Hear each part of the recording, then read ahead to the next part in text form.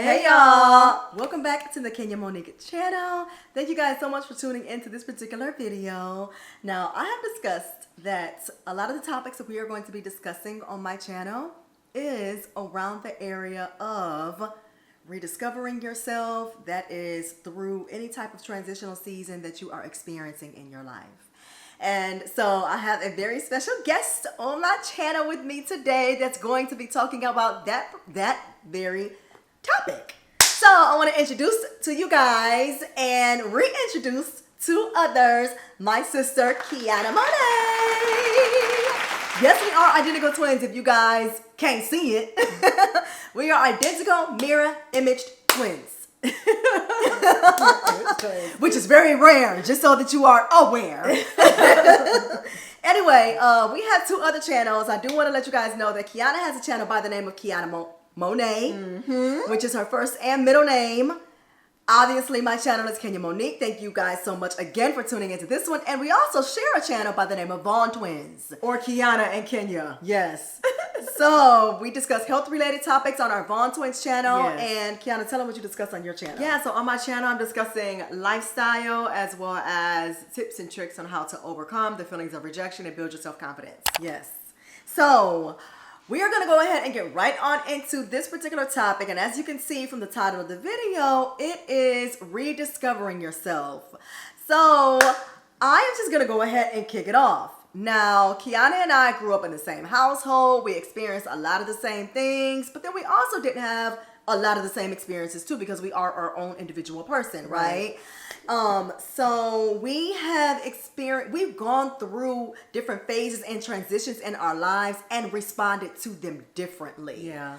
And so, Kiana, I want to just basically throw the question out there. What phase of life did you find yourself in that caused you to have to rediscover or reinvent yourself? Oh boy. Okay, so I'd say the one that comes to mind is, and there's been multiples, but the one that comes to mind is when you left.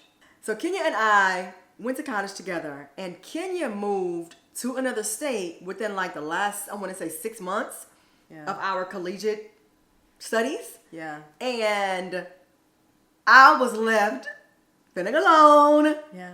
And just feeling like, okay, who am I outside of my sister? So I would have to say that was the first experience, I feel like, where I had to truly like rediscover or even not even rediscover, but just like discover who I was outside of you. Mm-hmm. Yeah. So, man, what did it look like?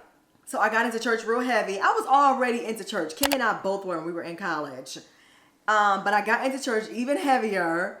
I also got mixed up in a group that was not good for me, like amongst the wrong crowd. Just trying to find myself, y'all. It was hard. But I think that, I think what happened that came out of it that was so beautiful was I discovered a couple of my talents and gifts. That's big. Because it's crazy that like a lot of your talents and gifts are almost, how do you say this? They define you. Reliant on your twins. When you have a twin, my gifts and talents become her gifts and talents and vice versa. Okay, yeah. And that's whether if or not I'm even well-versed to even good at them. Like, so like for instance, Kenya's always been a writer. I've never been a writer, but I've always pushed myself to become a greater writer as she is. Now, can I grow within my writing abilities? Of course. But do I have that natural gift like Kenya does? No. And so I feel like because she wasn't there, the pressure was taken off of me to explore those things that didn't, the pressure was taken off of me. Yes, that's what I'm trying to say. Mm-hmm. The pressure was taken off of me in terms of exploring the gifts that did not naturally come to me. So because the pressure was taken off of me, I was able to explore the things that did naturally come to me. Yeah. And so that's how I feel like that was a phase of discovery. So throughout that phase of discovery, as you were discovering different facets and gifts and talents, what did you do with them? What did you do with your discovery? Did you put them to use? I put them to use, but only in my own home. Okay. So like I love to dance, y'all, and we both have always loved to sing, but dancing and stuff, I don't know. I feel like it was a time where I had to like free myself. Yeah, and so I had to like really get before like the feet of the Father, the feet of Jesus, and lay my worship on out to Him, but in the form of my gifts. And it's crazy because as I was laying myself on out to Him, my worship became so deep. As I went further into, so really it's like as I just allowed God to use me. That's how I discovered what my gifts were. But I don't think that would have happened if you were still there. Because I was trying to do what you was doing. Right. And you was trying to do what I was doing. Right. Yeah. So we needed that time of separation. And the time of separation allowed me to discover myself. I think outside of that, even when it came to fashion, I discovered that like, oh, some of the stuff that I used to wear was because Kenya liked it. Like, this is not even my own fashion sense. Wow. Yeah. So, and then I feel like another big piece was that because Kenya was not there, I got my own friends. I had 2 girlfriends that didn't know Kenya. They obviously knew I had a twin, but they didn't know her. And so that helped me, it helped me be me. Okay. Because I didn't have to bounce off of you.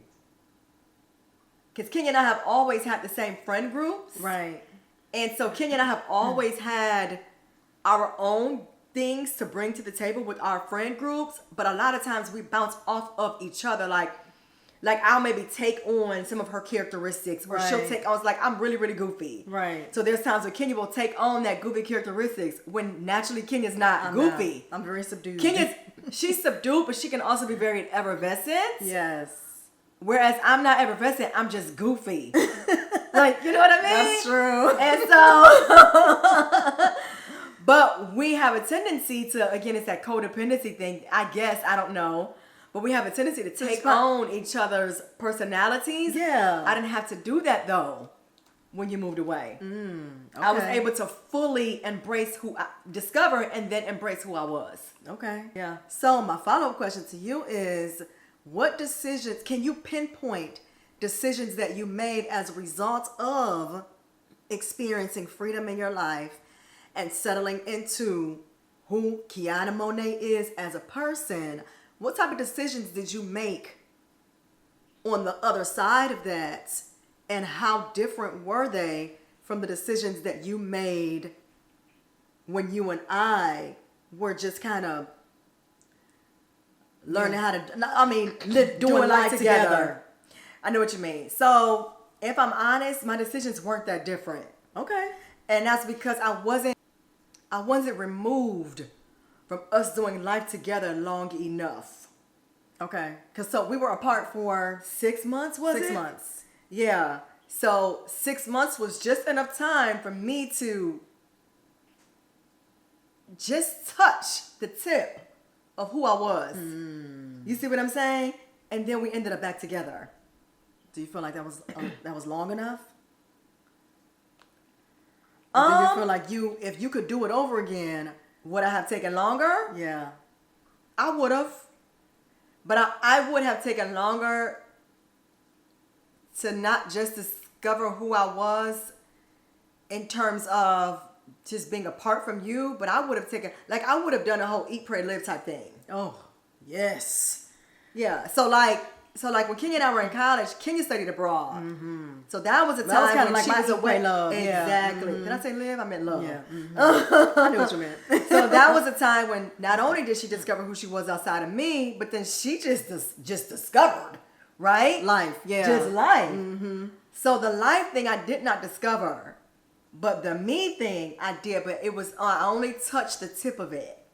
Yeah. So so if I had it my way, I would definitely take a longer period of time without you, but a longer period of time to like be away from all things familiar. Yes, I get that. Okay. Okay. Yeah, and I think that would have helped me dig deeper quicker. Okay.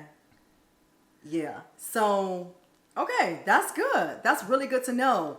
And so basically what I'm picking up on is that it's important to take some time away whenever you're going through a season of transition in your life, because in order for you to rediscover who you are or discover who you are as an individual, you have to literally muffle the outside noises. Yeah, it's hard You to do gotta, that and it's hard to sometimes. do that. You may have your mother, your father, your siblings, Who you know, all your want the relatives best for you. Exactly. Your relatives in your ear telling you where you should go, what you should do, what you should become, what your profession should be. You know what I mean? The type of person you should marry, things of that nature.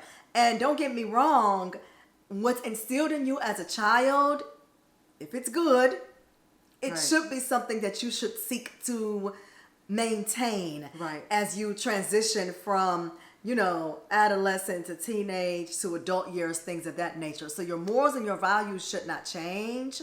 However, as you're going through a season of rediscovery, you really have to get by yourself and learn who you are. Allow for God to put that stamp of approval on you and show you who you are through Him. Excuse me. In order for you to walk confidently in this world and show up and be able to market yourself as an individual outside of your mother, your father, your siblings, your relatives, things of that nature. And that's hard. And that can take time. I mean, that can take anywhere from 3 months to 6 months to a year. It can. But if you don't have, like I said, I got my own friends, right? So if you guys don't have that, well, I would recommend get your own friends. Yep. Friends that you guys don't share those same friends like with your Yeah. siblings. And if you don't have that, get a counselor. Yeah. Because they can help you discover who you truly are, you know. And I like that you said that, because the thing about that is that if you get people that are familiar to you and you start talking to them about what you're going through, they're going to be biased. Like, Right. period, because they know you. Right. Hopefully they want the best for you. So their advice is going to be well-intentioned, whereas a counselor or therapist or whatnot will be able to see where your shortcomings are, your downfalls, pitfalls. I hope I'm saying the word right. And they'll be able to correct some things that you may not be able to see within yourself to help you move along through that rediscovery phase Yeah. in your life. Yeah. So it is very important to have non-biased advice Right. while you're discovering who you are as an individual. And I would also, if I could, give like a helpful hint or tip outside of what we both just mentioned.